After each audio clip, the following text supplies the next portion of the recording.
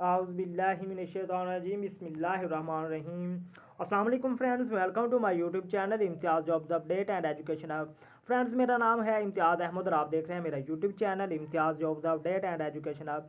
Friends, उम्मीद करता हूं कि आप सब लोग खैरियत के साथ होंगे। एक नई वीडियो के साथ आप लोगों की खिदमत में हाजिर हूँ। फ्रेंड्स, पंजाब असम्बली में शानदार नौकरियों की अनाउंसमेंट कर दी गई है। तो आज की वीडियो में बात करेंगे कि पंजाब असम्बली में कौन कौन सी नौकरियाँ आई हैं, इसका एलिजिबिलिटी क्राइटेरिया क्या है, एजुकेशन क्या रिक्वायर है, एज लिमिट क्या है, कौन कौन से लोग इसमें अप्लाई कर सकते हैं। तो आज की वीडियो में कंप्लीट डिटेल के साथ बात करेंगे। तो अगर आप लोग मेरे चैनल पर नहीं हो तो आपसे रिक्वेस्ट है कि चैनल को सब्सक्राइब जरूर कर लीजिएगा ताकि इस तरह की नई आने वाली वीडियोस आप लोगों तक बर वक्त पहुंच सके। आप लोगों को मेरे चैनल के ऊपर Punjab public service commission, federal public service commission, NTS के थ्रू जो भी पाकिस्तान में जॉब्स आती हैं, पब्लिक सेक्टर और सरकारी नौकरियाँ और प्राइवेट नौकरियाँ, तो उनका जो एडवर्टाइजमेंट है, सारी नौकरियों का एडवर्टाइजमेंट और इस तरह की जो भी जॉब्स आती हैं मेरे चैनल के ऊपर अपलोड हो जाती हैं। तो आप लोगों से रिक्वेस्ट है, अगर आपने चैनल को सब्सक्राइब नहीं किया तो मेरे चैनल को सब्सक्राइब जरूर कर लीजिएगा। इसके अलावा मेरे चैनल को आप लोगों को नर्सिंग के एडमिशन के मतलब वीडियोस मिलेंगी, पंजाब मेडिकल फैकल्टी के एडमिशन और पंजाब हेल्थ फाउंडेशन के मतलब जो भी एडमिशन हैं उनकी सारी डिटेल्स आप लोगों को इस चैनल के ऊपर मिल जाएंगी। तो चलो स्टार्ट करते हैं अपनी इस वीडियो को। तो आप लोगों को बताता हूँ कि कौन कौन सी वैकेंसीज आई हैं जी। तो इसका एलिजिबिलिटी क्राइटेरिया क्या है। तो यहाँ पर ये हमारे पास एडवर्टाइजमेंट है, इसको हम कंप्लीट डिटेल के साथ रीड करते हैं कि कौन कौन से लोग यहाँ पर अप्लाई कर सकते हैं। एलिजिबिलिटी क्राइटेरिया क्या है जी।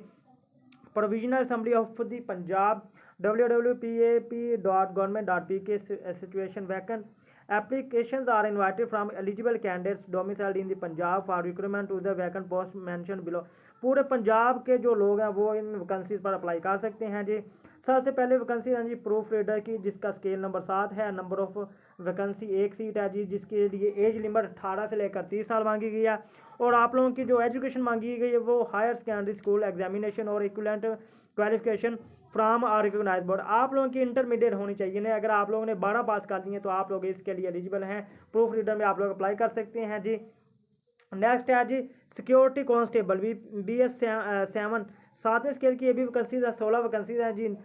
Age limit no more than 40 years for the ex serviceman and 18 to 22 years for others.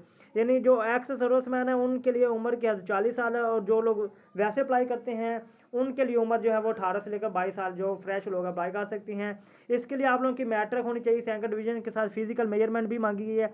Mail के लिए जो मिनिमम हाइट है वो 5 फुट 7 इंच 5 फुट 7 इंचज़ होनी चाहिए। चेस्ट जो है वो 33-34 इंचज़ होनी चाहिए। और 1.6 kilometre running in 7 minute, 7 minute के अंदर 1.6 किलोमीटर आपकी जो है वो रनिंग होगी। For female candidates minimum height 5 जो है वो हाइट 5 फीट और 2 इंचज़ जो है वो आप लोगों की फीमेल के लिए हाइट होनी चाहिए। और 1.5 किलोमीटर रनिंग इन 10 मिनट्स, और गर्ल्स के लिए 10 मिनट्स रनिंग होगी।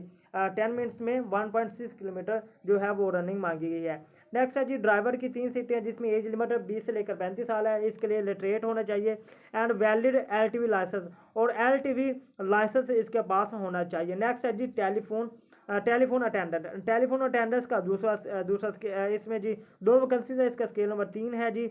18 से लेकर इसके लिए 30 साल उम्र मांगी गई है, और लिटरेट पढ़ा लिखा होना चाहिए।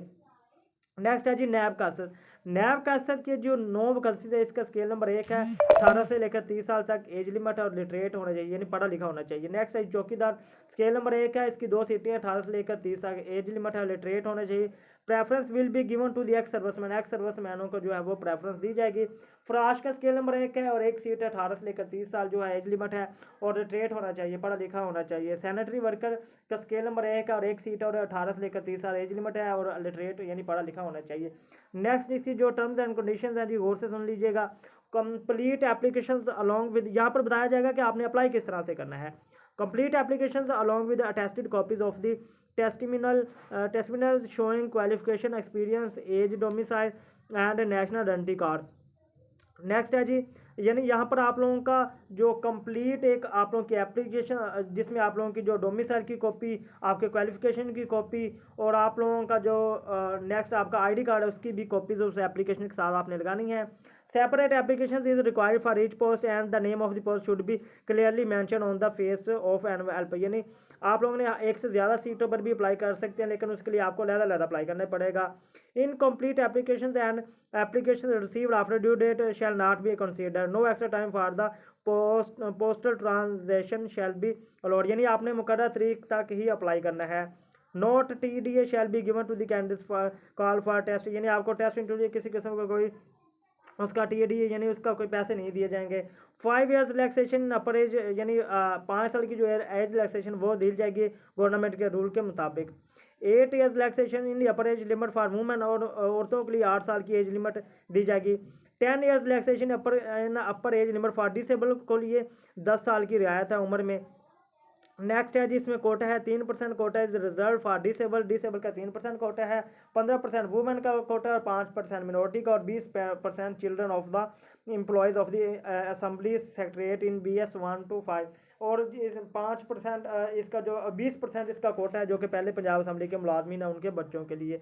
नेक्स्ट है जी, disable person shall attach certificate of invalid issued by the district assessment board. Those disabled persons shall be eligible who have been declared assessment board to be disabled but fit for the job applied, यानी आपके पास वो certificate होना चाहिए disable का। Next है जी, government employees will send their application through proper channel, application should reach the undersigned by 15/1/2024, यानी जनवरी की 15 तारीख इसकी लास्ट डेट अप्लाई करने की, उससे पहले आपने अप्लाई कर लेना है। However, if the election commission of the Pakistan intervenes and conveys its concerns, the recruitment process shall be aborted immediately, यानी अगर इलेक्शन कमीशन इस पर कोई पाबंदी लगा देता है तो फिर इस पोस्ट पर पाबंदी होगी।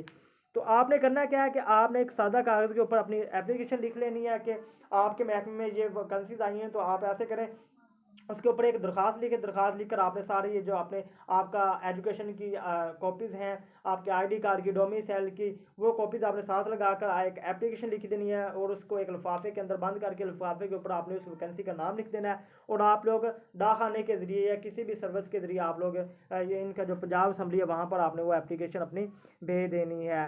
तो ये थी आज की वीडियो, उम्मीद करता हूँ कि आप लोगों को पसंद आई होगी। अगर वीडियो पसंद आई है तो वीडियो को लाइक ज़रूर कीजिएगा और चैनल को सब्सक्राइब जरूर कर लीजिएगा ताकि इस तरह की नहीं आने वाली वीडियोस आप लोगों तक बर वक्त पहुँच सकें। तो मिलते हैं एक नई वीडियो के साथ, तब तक के लिए अल्लाह हाफ़िज़, दुआ में ज़रूर याद रखिएगा।